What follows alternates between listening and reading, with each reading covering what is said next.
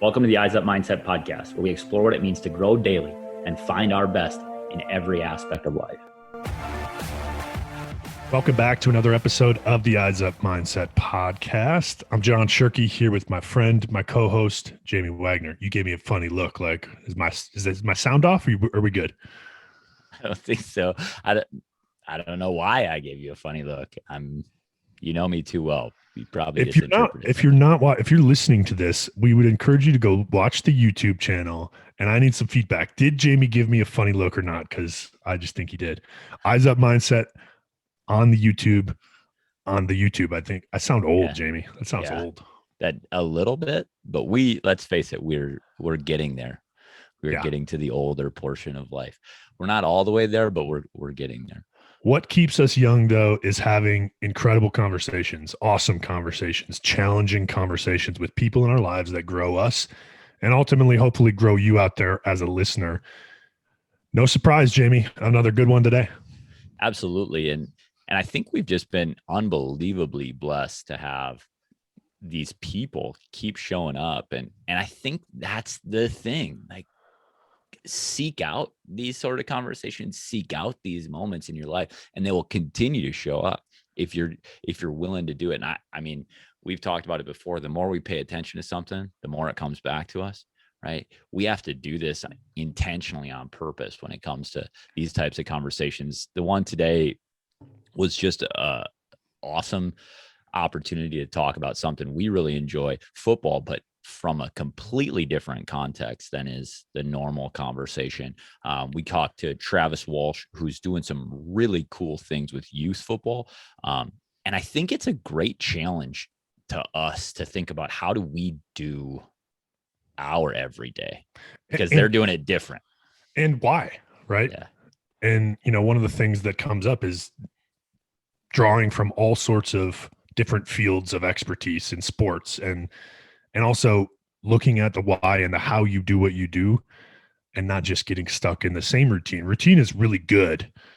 And we preach about routine. We talk about routine and how that can be beneficial, but only if it's intentional and it's still continuing to grow you and you're able to progress toward the thing that you're trying to seek. Well, and I think routine is valuable if it's working, right? And I'll quote Hemingway here, and he says it either works or it's BS. It either works or it doesn't. And we know when something's not working. What Travis said is that the model for football right now is not working when it comes to competing against other sports. The retention aspect of football is struggling in comparison to other sports. Think about our workplaces and our lives. Where is it not working, and how do we make change? Well, and I just think about the workforce in general right now. One of the biggest issues we're facing as a country is where can we get workers? And it doesn't matter if it's Minnesota, Michigan, Montana, California, Colorado. The story is the same everywhere. There's not enough people to work these jobs, right? So how do you retain people? How do you get them to buy into what you're doing, enjoy what they're doing, and pull together toward a common goal? This conversation speaks to that in one context specifically, but as always, there are takeaways in here that are way bigger and can come out. And I'm just grateful for the work that Trav's doing. And it's a really cool opportunity to think differently. And that's what we're about. Thinking impacts performance, and the thoughts that they're having around how do we do this better are unique and important. Travis Walch, here we go. Travis Walch, we are incredibly excited to have you on. It's cool because you are a contact through my high school football coach, who obviously means a lot in my upbringing, but he has nothing but great things to say to you. And we were talking just a little bit that we don't really know how to describe what it is, all of the things that you're trying to do to grow the game of football.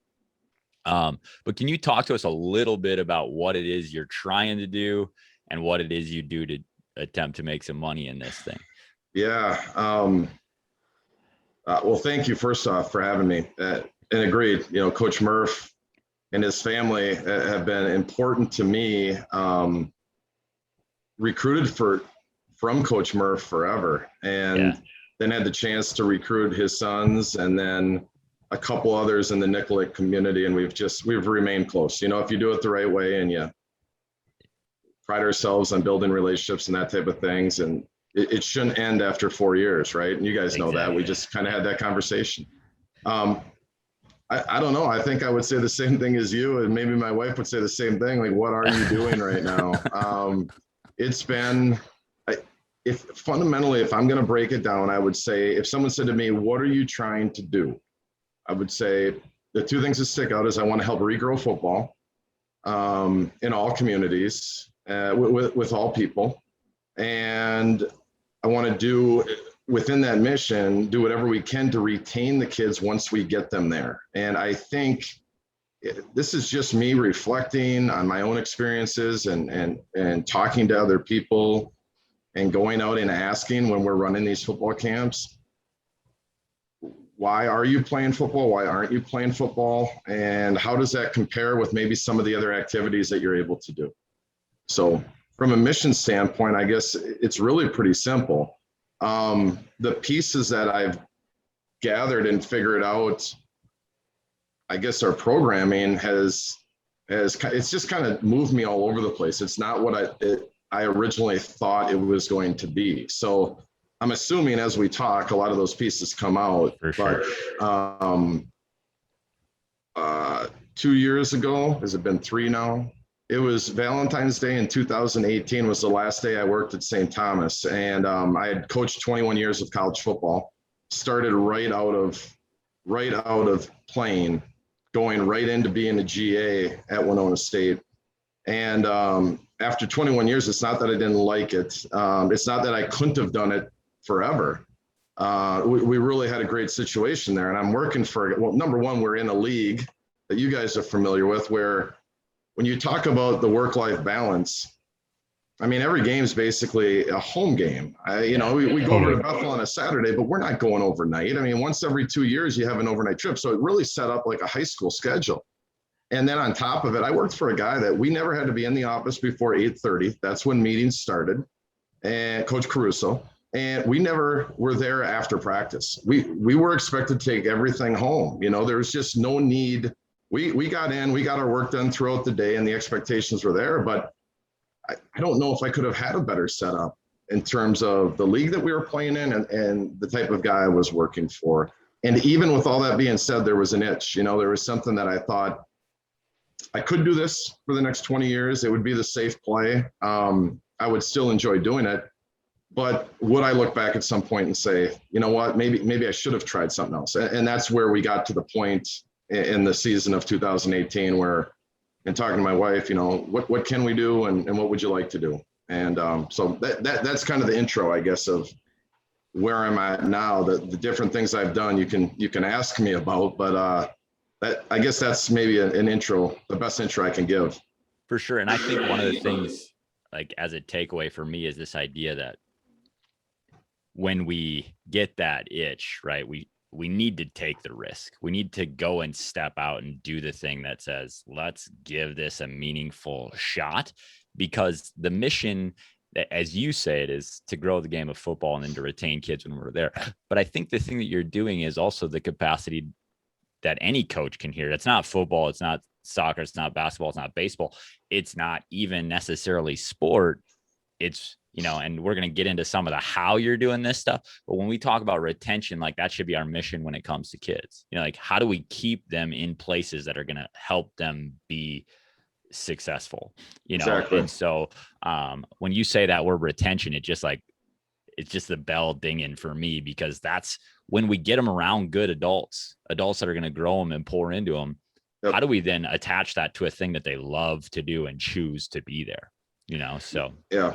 So Travis, you talk about retention. How did you come to and I assume it was a combination of you being at St. Thomas, being recruiting, seeing programs all across the Midwest and wherever you guys were recruiting. But how did you get to that point where you're like, this is a problem, and I think, I have the ability to solve it, and I have the desire to help create this retention and regrow football is what you kind of said. Yeah. How'd you get to that point where you're like, this is a problem and I want to go solve it or help? Well, part of it is my family. You know, part of the movement out was of college football was I was in the process. We had 2 young girls at the time. We now have 3 young girls under 5. So what you begin to say, and I had read a book and I wish I remembered what it was, but it basically said, do something for 20 years really, really well, and then find a way to teach it. And that hit me. And I kind of did a little inventory and said, what are the things that I can do well? And I really liked recruiting. I had a lot of connections with a lot of high school football coaches and families. I was a youth coordinator. So my other job in college, in the summers, I would go home and I would run summer rec program. So I'm an elementary ed major. I have an master in education. So I'm linking all these things together. And really what it was is there's the football piece and there's the working with young athletes piece. And I had a lot of working with athletes 18 to 21, and I valued it. But the movement really started to go when I said, okay, I'm going to try something else. Well, what is it that I'm equipped to do well? And what are ways in which I can think differently about what it is we know as football or youth sports? And it went from there. And I shared this with Jamie on the phone. My original plan was to go out and probably I'm not going to say the easiest way to make money, but it would have been to do private lessons. And I talked to a lot of guys I trusted, and there were many football coaches that said, Trav, if you're going to do that, we would certainly send our players to you. That's not the issue. But if you come in here and you're asking, what is it I can do to help your program get better? That's not necessarily my first answer. And I took that to heart. Now, financially, it made it a different road. And I was about a month in and I'm going, okay, if I'm going to be true to what my goal was here, I'm going to have to shift. So then what happened is it is now June of 2018. I've not been working. I've not been at St. Thomas for 3 months. I had done a smattering of different things, and I was really setting this plan for private lessons. And I was missing football. It was the first spring that I hadn't been a part of in 21 years. So I called Nick Johnson at Egan, and he was just started. It was going to be his first practice ever as a head football coach. And I just said, hey, can I just come down and watch? And he said, yep. So I got down there, and we're chit-chatting beforehand, and he kind of gives me hey, if you see anything we can do better, write it down. Well, I did.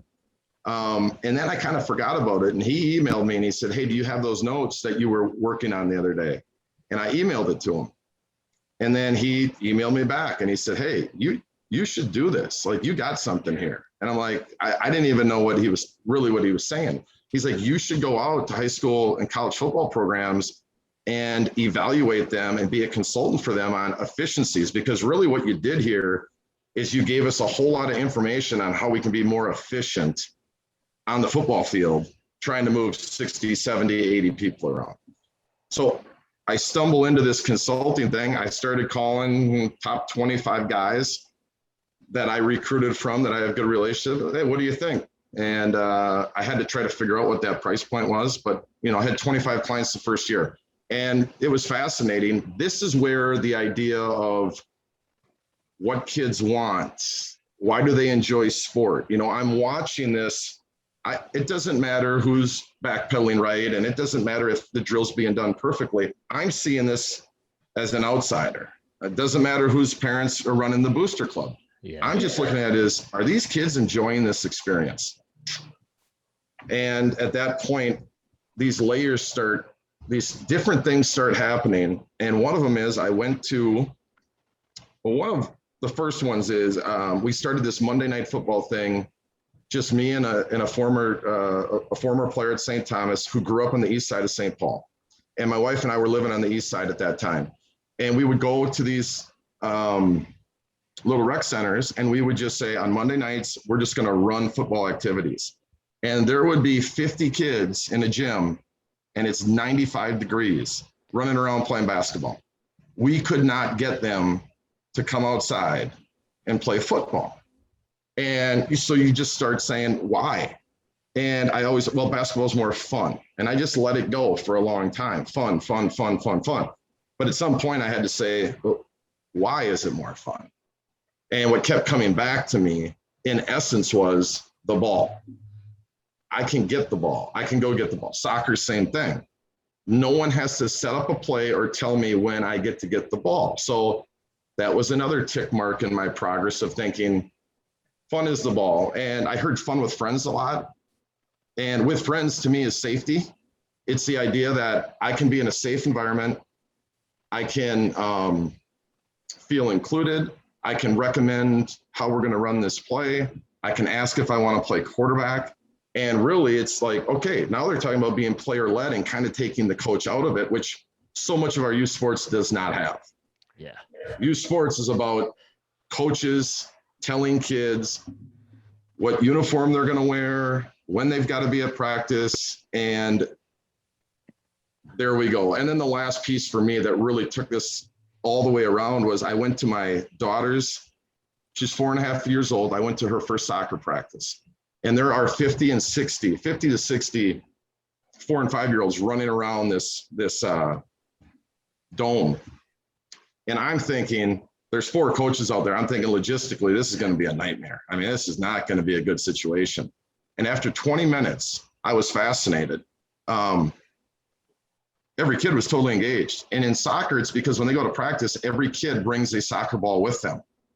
And I'm sitting there like, why don't we do this in football? They all have footballs at home. So why don't we make them bring a football? And why don't we build our youth football, not so much to win games and learn how to play linebacker, but ages 6 to 13, whatever. Why isn't it built on just ball mastery and moving with the ball and small-sided games and gamifying and all this stuff? So yeah, I love it. I think it's great because when we zoom out, right, and this is really what you're talking about, is there's all these little inflection points. There's these details along the way that have said this thing is meaningful and this thing is meaningful and this thing is meaningful, and they just add up over time. And when we have the capacity to zoom out and say, how do we put all of those pieces together, you can create something new. You can create an experience that is different.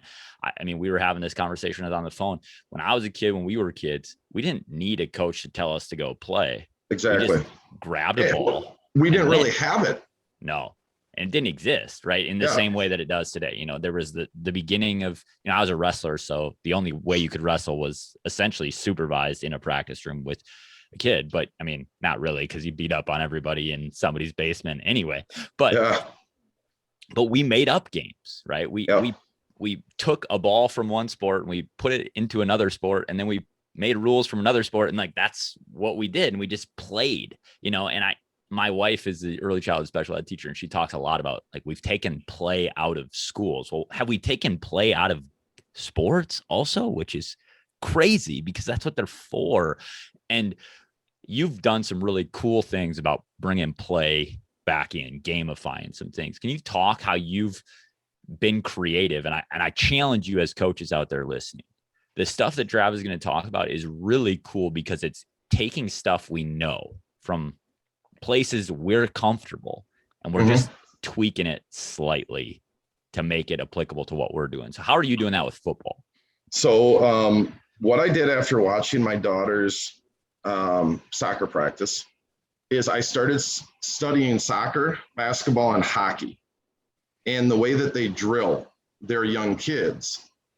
And part of it is because those are continuous games. Those games can go on for long stretches of time. Unlike football, it's really built on 7 or 8 second reps. And in the process of doing this, we have built our football model from pro, college, high school, down to youth to look the same exact way, where in essence, you stand in a line, you get a 7-second rep with your position coach or coordinator or whatever, and then you go to the end of the line, and that's how we do a lot of our individual training. But in these flow games, they can't train that way. Even though that's the way I trained in soccer when I was young, because we just had a bunch of dads that were football coaches, just put a soccer ball out there, right? So I'm studying these sports and I'm watching how they're doing it, and the light bulb goes on. Like, we can do all of these flow, never-ending drills. All we have to do is put a football into it. And so I'm studying these drills and I'm starting to go, okay. So the second piece of this, so we've now incorporated this in our youth camps at SMB, Blake, SMB, the Jail and Suggs School, I guess you could call it, and at Minnetonka. And we're really just kind of toying with the idea of how far can we go with this, and basically using all these different drills from other sports, but putting football into it.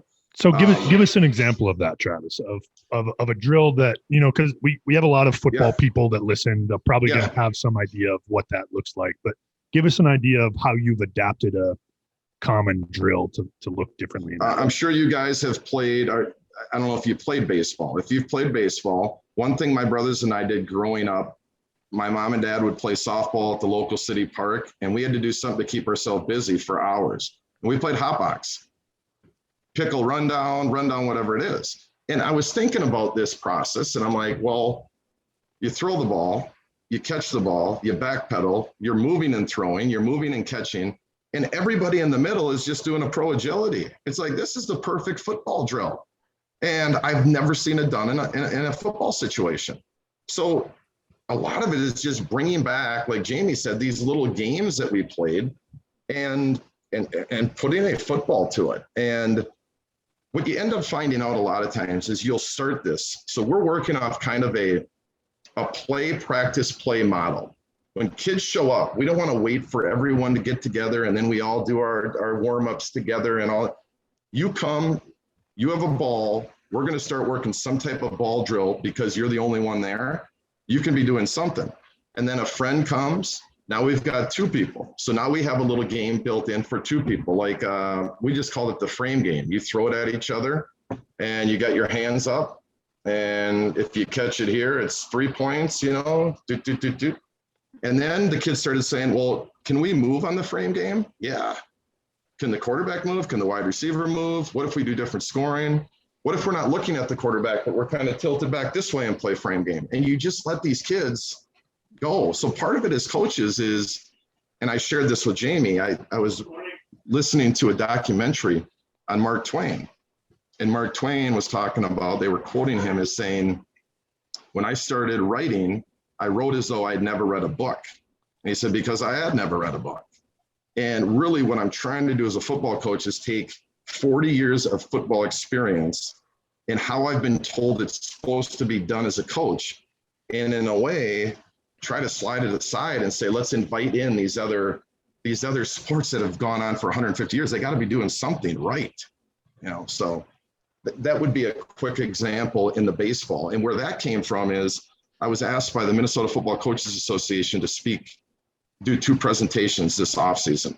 And one of the youth coordinators called me and said, hey, would you do a 50-minute presentation on quarterback fundamentals for, you know, youth kids? And sounds exciting. Right. Without saying it, I'm like, I'm sure that's been done over and over and over again. Give me 2 days. I want to come up with something else. If I'm going to take the time to do this, I want it to be good. So I came up with the idea of saying, how can we use all the other drills we've done in every sport I've ever played, whether it's wrestling, whether it's basketball, baseball, and simply taking a skill or something's very simple in their sport and putting a football to it. So one of the first things I thought of is basketball, jump ball. It's just 3 kids. One is serving as an official. There's 2 guys there, 2 other kids. And you just toss the ball up like you're the official. And the 2 kids, instead of trying to tip the ball, they want to go up and grab the ball and rip it away. And I think about all the years that I coach wide receivers, trying to get them the perfect high point situation with a DB and a quarterback. And I'm going, we've just figured that out by simply looking at a different sport. And the kids love it. And then what do? Gamify it. Well, how do you score it? You guys figure it out. You know, so part of it is stepping back as a coach and saying, we're giving you some really easy rules. And the other reason I like this stuff, when we want to tie this back into retention, we all want the 6'3" basketball player to come out and play football, right? But what are we doing to cater to him once he gets there to make him feel included, besides throwing one fade of practice? You know, let's bring in drills for these wrestlers and soccer players and go, wait a minute, I got a little edge here because I know how this drill works. I can stand out, I can get the ball. So to me, it all ties back into retention. Let's get more kids out for football. Let's create a football environment that's more fun, and maybe that will help move the needle. So you talk about play, practice, play. They come, they play a little bit. Yep. And then you get into a more like traditional type practice, or how does that work? Yeah. So the practice portion of it is kind of some group drills that might be a little bit more football based.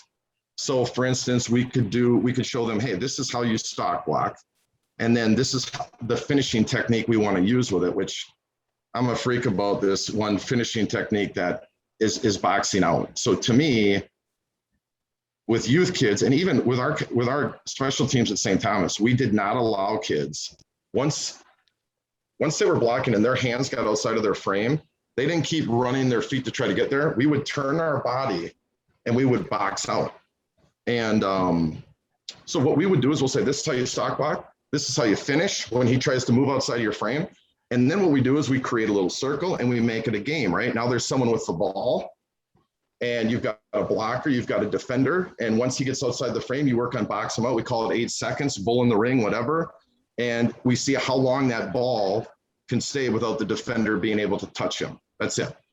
And the younger we're getting with a lot of this programming, as we're figuring out, it's basically Phi-Ed with the football. And the kids love it. Now, the importance of the football, they got to handle the football. They got to work on running with the football. And I even think about hot box, like, or rundown, right? We catch the ball at a high point. We're going to go up with our hands when it's high. We're going to go down with our pinkies when it's low. We're going to have to reset and throw at different times. Like, we're going to throw on the run. I mean, I just think about all the things. Like, I was watching a golf drill the other day, and they were talking about exactly this: a shortstop turning a double play, right? Or taking a ball. Like, the body is in motion and it's active before, like, you're moving as you throw. And we don't, like, we do static drills so frequently in coaching and teaching. Right. And I, as a teacher, I'm thinking about how can I apply some of this stuff into the classroom if I'm back in the classroom? Like, how do you apply this stuff? Well, we do static stuff because it's the easiest way for us as the adult to control it. Exactly. Right? But you're saying, and I love it, right? This idea that, and this drill was saying, start the thing, put it towards motion first, because that's the natural way our bodies and our minds kind of work. Well, you're saying kids 6, 7, 8, 15, whatever, want to play. That's the natural tendency for them. And when you go into a gym and you can't get them out to play 7-on-7, the reason is because they're saying, I'm having fun with my friends playing right now. And we don't play. We set them in lines and we keep them static. And I just think, can we be creative to create movement, flow type activities in whatever we're doing, right? Well, because it's natural. And that's how it always ends up, whether we're talking about sports or work or whatever. It's never we line up and this is the direction it goes and that's how it works, right? We're always, as coaches, you're always like, okay, how do we get kids to react to game-like situations when things get chaotic, right?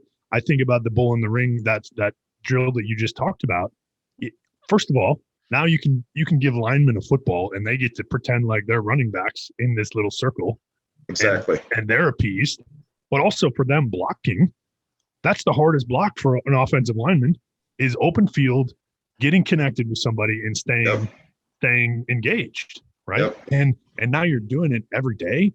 Now you're teaching them not only to learn the skill, but to adapt and react. And I think that's what life is, right? How do we teach kids to adapt and react? So a lot of the trend in performance training now is going to, I guess, fluid drills where you're just teaching them to react. It's like tag. I'm watching them and they're kind of what, let's put a bucket out here and let's have a ball. And it's kind of like capture the flag, only you got to throw the ball to each other and you got to get it in the bucket. But it's all about just people reacting to situations and movements. And you bring up another thing that I think is so important as we go back to football, which is we have this group of O&D linemen or bigger kids in youth football that have been alienated. They're told they can't throw, they can't be a running back, they can't catch. And we're crazy if we think we're not losing those kids at a higher rate because of the rules that we've put in place. So instead of alienating that group, why aren't we finding creative ways to bring them back in? And I think the flag does it. I think the tackle bar does it. But really, we don't know who the best quarterback in the 12th grade is going to be when they're in 3rd grade. And our purpose here is let's create an environment. Our flagship game off this is 3-on-3 football. It's just exactly what we all did in the backyard. And I've told coaches, we're now doing this grades 3 through 12. And I told coaches, if you want to have a really fun night, watch your 9 through 12. Watch them all play 3-on-3 football. There will not be a better evaluation period for you and your coaches to figure out who can do stuff, because we are always telling them what they have to do. Just see who can throw the ball, see who can get out of a break. And the cool thing is in our 3-on-3 flagship model, we take the coaches and the huddles out of it. It plays just like 3-on-3 basketball. And I have people go, mainly parents say, well, what do you mean there's no huddles, there's no plays? And I'm going, we didn't have huddles and plays growing up. Let them figure it out. And then what happens? They come back the next week. You can tell these kids have been texting all week about, well, let's go in motion and let's stack the receivers and how are we going to defend that? And they come back a week later knowing that they're responsible for coming up. And now our football IQ is growing. And I was just going to say that. I love when I was younger, it was like a look between me and a quarterback, right? Exactly. I knew I could beat that kid, right? Yep. Or like I'd give him, some sort of hand signal that it was, we played it was always the same kids playing together, and Exactly. We were pretty successful at the high school level. Why? Because we played together every day when we were 8, like we just knew what each other did. And we understood, like if I said something, he understood me. Like there was a language created that wasn't even verbal all the time. And why? Because we played with all kinds of ideas. It was never just like go and structure this thing. And then, here's the route tree. Here are the numbers. This is what you do. Right. It was fluid, like you're talking about. And I was reading something, the difference between open drills, closed drills, and chaotic drills. Right. And we're moving more towards, closed drills are the traditional, here are all of the structures.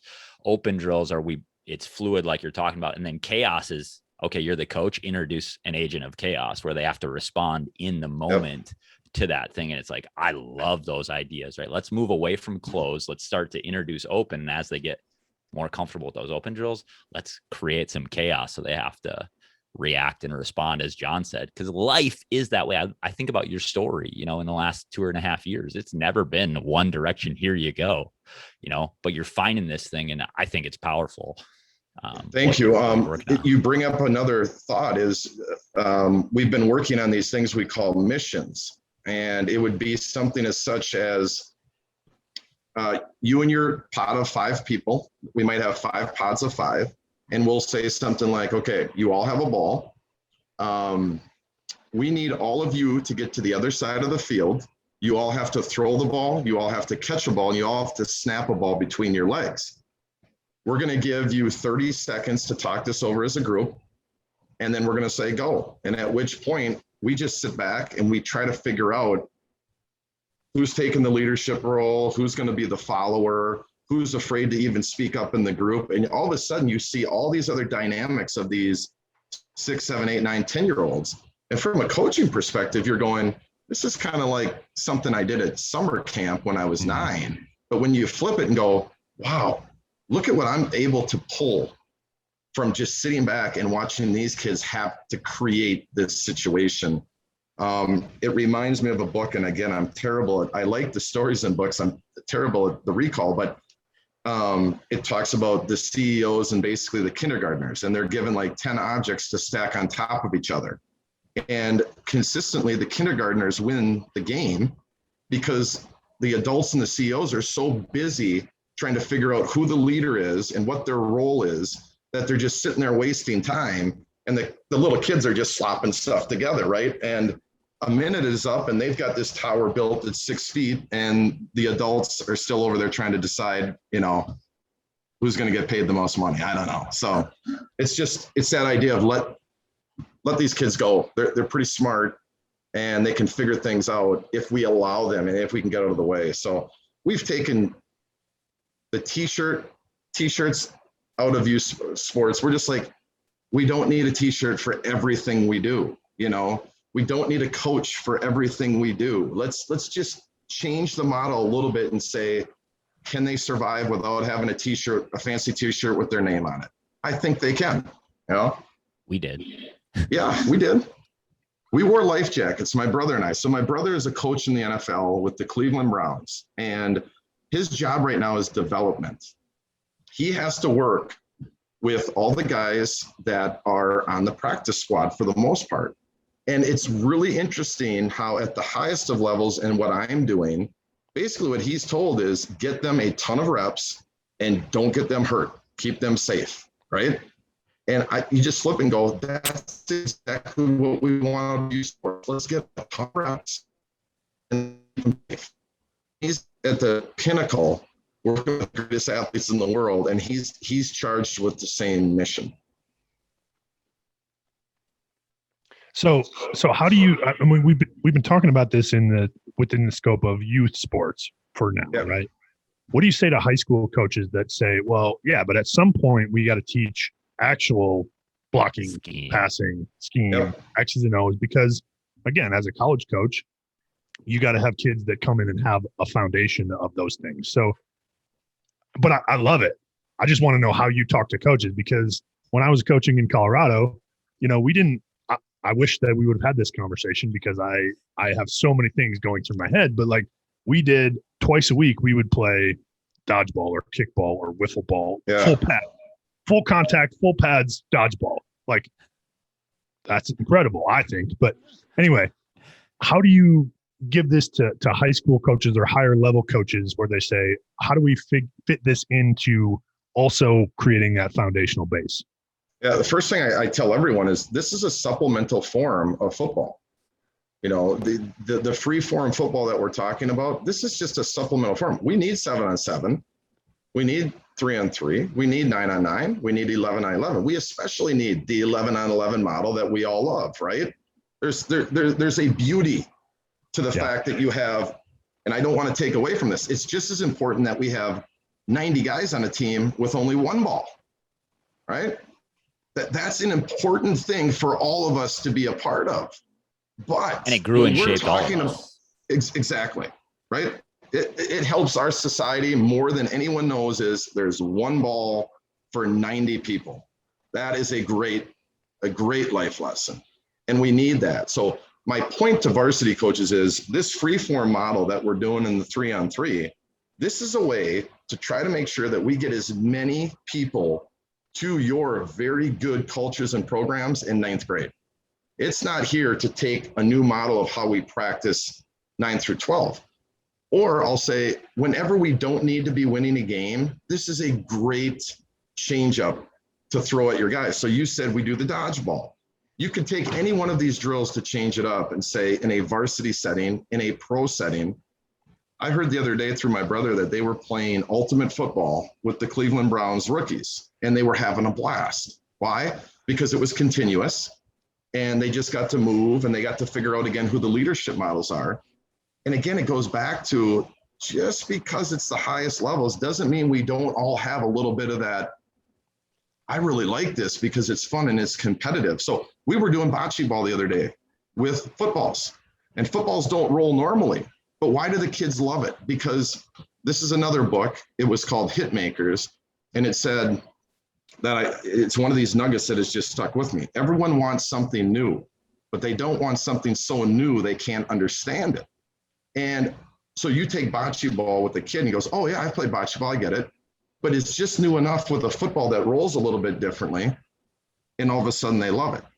So that, And I kind of answered more than one question, but I think about the beginning of practice for a high school coach, like we have retention issues from 9th grade to 12th grade as high school coaches. Why not make the first 15 minutes of practice like, all right, we're playing bocce with a football today. And now they love it. Now they love coming to practice just for the first 15 minutes because they're having fun with their friends, doing something that they already know how to do, but now there's a new impetus in it. Like it's simple. It's just not that easy sometimes to implement because we get so protective as coaches of the time, right? And we interact with that with the mindset stuff. Like, I don't know if we're gonna have time for that. Well, you prioritize what you value, and if you value fun and retention and time with your friends, like for your athletes, maybe this stuff is where we need to be headed. You get what you emphasize. And to me, it's not this whole movement with my thought also is we're not losing the top 10 to 15%. They're going to be playing their AAU football now with their 7-on-7s and all that. But we're really trying to get is that meaty part of the bell curve that it's easy for them to walk away. We're trying to keep that group. I mean, that is what makes your best football teams. It's not your top 10 percenters in football. It's everybody else that stays out to keep those guys healthy, to be a part of the team. So when we're thinking about these little activities and playing bocce ball, guess what? The least talented runner could win in bocce ball. So as you start saying, what's the importance of these other tools? It's to allow someone else to have success. The same way I was talking about bringing in, like with wrestling, we just say, we have two guys lay on the ground and grab a football as tightly as they can. And then they just wrestle. And whoever gets the ball gets the ball. Now, we all have had to do that probably once under a pile. But there were a couple of these, we had two brothers doing this. It went on for a minute and a half. It looked like a wrestling match. You could not even see the ball. But what are you really trying to do? You're trying to get a hand away. You're trying to rip his hand away to get your, it was beautiful. It was so much fun to watch. And the kids were loving it. And all they're doing is playing war with a football. But it's wrestling. It really is. I love the idea of getting everybody opportunities to be successful and contribute. I was just on a meeting I work in mental health. I work for a hospital in northern Minnesota, and we just had a meeting where we needed to pull all of our staff in and say, hey, here's the problem. What ideas do you have? And then we gave them then it's like, okay, who wants to be part of this solution? And it's like, this is my idea. And now this is what I want to do about it. Cool. Go do it. And that's what you're saying in terms of coaching too. It's like, okay, hey, here's the skill we need to, let's high point. Let's go jump ball. You guys figure out the scoring system. What works for you? Because what we want you to do is compete and grow each other and get better. Yeah. That's it. My goals now moving forward, and again, it just keeps blossoming. So I had a couple of coaches that I posted a couple of the things that we do in what we're calling freeform. And a couple said, hey, could you come down and kind of train our staff, or could you come down and run your stuff? And my point to them is, I will come down, but I don't want to bring a big staff. Like, I want to show you, I want you guys to be able to do this stuff. So no, I'm not going to bring down 10 people and run a whole camp and you guys just sit back and take notes. Because that's how it's always been done. Well, and that goes back to the whole clinic thing, right? Yeah. Everyone goes in a big room, they write down their notes, they tuck them away for 8 months, and then football's starting and they rip them back out. And this is the other reason my consulting, the light bulb went on in my head with consulting is I would speak at these presentations for the AFCA or whatever. And then I'd get a call in August where a high school coach is like, oh, I'm starting to think about football again. Hey, could you come out to our school? And I'm like, no, like we're starting football over here. That's why I spoke on this in March. Like we could have talked then. And what you realize at all different levels is we don't all have the same amount of time to prep our practice, to get ready in the off season. For some people, it's, hey, we're walking into this 2 weeks out and we got to figure it out and go.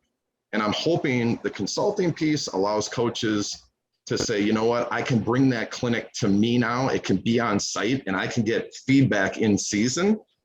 And again, with the free form stuff, that's just more of, I want to come on site and I want your coaches to have to be a part of it so they can start, because I'm going to tell you, the first time a kid does something wrong, it's really hard not to want to jump in and say, no, do it this way. They've got to get the feel for, whoa, just step back. They can figure it out. The ball went way over there. Maybe they'll just grab another ball. They don't, it's like, just let's let them just stand back for a little bit. And it's tough. It's really tough sometimes to get out of that football mentality of we've got to coach loud and scream every second. And that's the other beauty of going to other sports. They don't all coach like football coaches, and not all football coaches coach like that. I'm not saying that, but man, there are some other ways. But it's the beauty of play on top of it, right? Because play necessitates continuation of play. And so you learn to figure out that if I drop the ball, play ends. So you value catching the ball. And I could have this conversation for forever, because it's just a part of the way that I think is like, when we are in a position like we are as coaches, we then get the capacity to impact people, right? And we can impact them as parents do, as teachers do, in positive and negative ways. And we want to create as many and not feel good, we want to create as many positive influences with them as possible, so that the someday of this turns into, I really like that guy. I really like that experience. And I think I trust him enough to go and have the next conversation. Right. Yep. And that's what retention is also. When we get to freshman, sophomore, junior year high school, coaches, you better be reaching out to your kids and find out where they're at right now, because that's going to help you retain your athletes. This is a multifaceted circular problem that we're dealing with, and you are addressing 3 or 4 or 5 parts of it in an awesome way in one spot. And it's just cool stuff, man. Thank you. Like I said, we could probably have this conversation all day, but nobody wants to listen to that. We just nerd out. I'm so grateful you came on. I've loved having these conversations, and anything that we can do to magnify your message, let us know and we'll help. Well, 2 things to start off is website, I guess, for my consulting is it's Routetree, MN as in Minnesota.com. So ROUTE tree, MN as in Minnesota.com. And then we're still building out our freeform platform. I think we're going to be called Fast Break Football. And that will include the 3-on-3. For now, it's on a website, Routetree3on3.com. So any traffic that can go there, we're willing to come out and consult. We're willing to, I guess, in service, for no better word, your staff on how some of this free form works. And then our goal is to build out enough curriculum at some point where we're going out and we're clinicking people all over the country on this style of this training method for football is the goal. I love it. And overall, the concept of, that keeps coming back to me is, don't do things the way that it's always been done, because that's the way it's supposed to be done. I think and I think so many sports, you touched on this, so many sports have adapted and grown and learned and pulled from other things. And football, for a long time, which is a game that we all love, has kind of stayed the course. And it's like, no, this is what we do. We plod along, we do this thing. And I think we can use that in all of our lives, because so often we get into the tunnel and we say, oh, this is the thing that makes sense to us. Let's just keep going down that road, rather than learning from, people that have different points of view from us, or different disciplines in our, in our field of expertise or whatever it is. So I love that you're bringing this to football, because I think it certainly is going to change the game. Yeah, and I have an interesting theory on that. With football, there's so much scheme involved in football. I think we put a lot of time and effort into scheme. Whereas soccer, there might be less scheme. With baseball, there's less scheme. So to me, we've had a ton of growth in the X's and O's in football. It amazes me the things that they're doing now from 10 years ago. But where we haven't had a lot of growth is how we actually practice. I think there's been a movement of doing less contact, which has been great. But I think you still go onto a football field and you go, that looks like the same setup in drills that have been run 30 years ago. I don't think we have enough advancement in there. And in my opinion, they exist in everyday games and they exist in these other sports. They're there. We just have to find a way to go, now how do we put a football in someone's hands? That's it. Awesome. Thanks again, Trav. Yeah, loved having you on. Thanks, guys. John, thank you. Appreciate it. Jamie. Thanks again to Travis Walch. Cool stuff in there, Jamie. A ton of life lessons, a lot of potential takeaways. I took a bunch of notes. One of the things that stood out to me, and I guess I just kind of got done saying this to him, but it's you're not doing stuff the same way that we've always done it just because that's the way we've always done it. I actually just had a conversation with, a coworker of mine about a similar thing. Like, hey, we don't just keep doing stuff the same way. And then it's in association with that, I think it's how do we learn from other disciplines that are outside of maybe our mainstream focus in whatever area, whether that's sports performance or mental health or teaching or business or whatever. How do you learn and pull from other things? How about you? What was your aha moment or takeaways? That was certainly part of it. I just finished this book by Stephen Kotler called The Art of Impossible. And his idea is like using the neurobiology of the brain to help us perform at our highest level. And one of the things that he talks about is making connections, right? Is this capacity to step outside of our norm, right? Whether that's not doing things the way that we've always done it or looking across discipline, like you mentioned, to get more information and more input. And I immediately thought of picking up the guitar for real and trying to do it better last summer, right? When we were kind of starting this podcast. And then this fall, when we decided to take on this house project, and all of the random connections I've been able to make in the last 12 months because of just those two things that were outside of my norm. I dug in, I learned how to do them a little bit. When you say connections though, clarify that a little bit. Cause I think that can mean a lot of different things. For sure. I think one of the things I was thinking about even this morning was we're looking at how to finish something downstairs in the house. And I'm going, we might have to get a little bit creative with that. Might have to have a more creative approach to this because it's not going to just go the way that something we would expect it to. And so we start to pull from other places where we've had to be creative before. I think about learning as a teacher. Again, I want to make as many connections to a word so that it retains, right? So that retention happens. In as many different avenues as I can, because then it's going to reinforce that learning in a different way. And, that's the type of connection I'm looking for. So like when Travis was talking about doing drills that are teaching basically the same skills or the skills we want them to learn, but in a gamified situation where it looks different than it usually does, but it's the same skill. That's kind of right. That's the connection you're talking about. Absolutely. And then if you bring it back to the neurobiology of the book that I've been just finished, it talks about how that, like the chemicals in our brain, when we make those type of connections, we get those aha moments, the dopamine or all the different chemicals that the brain provides, put that into long-term memory much more easily because you get that little shot of joy from making that connection or because it's fun, right? And I think that's the thing when I think about the conversation with Trav specifically is like, we want to create playful experiences for people in our lives, especially for the leaders there, so that those things are fun and they use what our brains are designed to do, which is to say, let's make these strong connections and let's put them into long-term memory and let's use them well.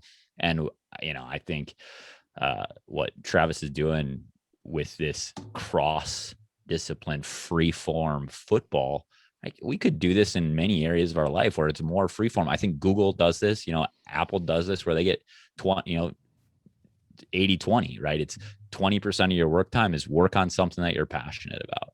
grow something. And I think Gmail came out of that. You know, if you look at some of the best, most profitable inventions of the 21st century, those things came out of that free form, fun, playful type creation. And I think Trav's really onto something, and it can help grow the sport that we love.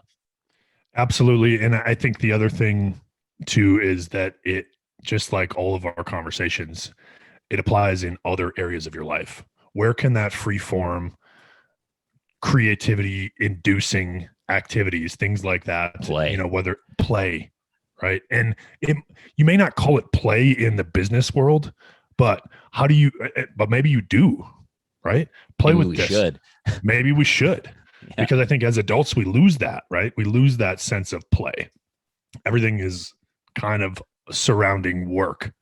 Yeah. And then it just becomes more of a burden most of the time. But how can we create that play-like environment that promotes creativity, promotes buy-in, and develops those skills and connections? Absolutely. I've said it a few times. I'm really excited for what they're doing because I think it can teach us. And that skill transference thing, we've talked about it so many times. We have to be able to transfer skills from one area of our life into the next. And the better we do that, the more fluid and comfortable and flexible we are in that, the more success we're going to have. Jamie, I appreciate you. Listeners out there, we appreciate you as always. And we've gotten some really cool feedback the last few weeks, Jamie, from our listeners it's not all the time, but we get emails, we get texts, we get Facebook messages, and it's like, hey, thank you for doing what you do. And ultimately that's what it's about for us. We do bring you this ad-free, cost-free. The only thing that we ask is that you share it, give it away, provide the information, challenge somebody else in your life to get better today. Anything else? I'm good. Okay. And as always, live eyes up.